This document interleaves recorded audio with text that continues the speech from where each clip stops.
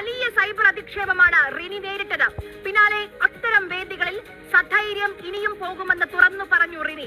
തന്നെ പ്രകോപിപ്പിച്ചാൽ പലതും ഇനിയും തുറന്നു പറയുമെന്നും റിനിയുടെ മുന്നറിയിപ്പ് വന്നു. സ്ത്രീപക്ഷ രാഷ്ട്രീയ നിലപാട് അത് ഏത് വേദിയിലാണെങ്കിലും ഇനിയും അത് തുടർന്ന് സംസാരിക്കും. ഏത് സംഘടനയാണെങ്കിലും ഏത് സോഷ്യൽ മീഡിയയിലെ അശ്ലീല ചുവയെ ഒന്ന് പോടുന്നു.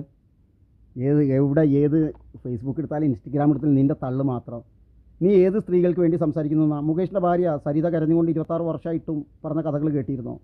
മറ്റുള്ള സ്ത്രീകളൊന്നും നീ കാണുന്നില്ലേ? കുലീന സ്ത്രീയെ വെറുതെ ജനങ്ങളെ സമയം മെനക്കെടുത്താൻ വേണ്ടിയിട്ട് അശ്ലീല ചുവയും പാർട്ടി ഗർഭിണിയാക്കിയ മഞ്ചാടിക്കുരു വീഡിയോ ഇതുമായി ബന്ധപ്പെട്ട് അപ്ലോഡ് ചെയ്തു. ആദ്യത്തെ വീഡിയോയുടെ തലക്കെട്ടിതാണ് റിനി CPM-ലേക്ക്, ഇനി സരിതയും CPM-ൽ ചേരുമോ? അയ്യോ റിനി, ഇങ്ങനെ ഒന്നും വെളിപ്പെടുത്തരുത്, എന്നെ ഒന്നും ചെയ്യരുത്. റിനിയുടെ വെളിപ്പെടുത്തൽ യൂട്യൂബറാണ്.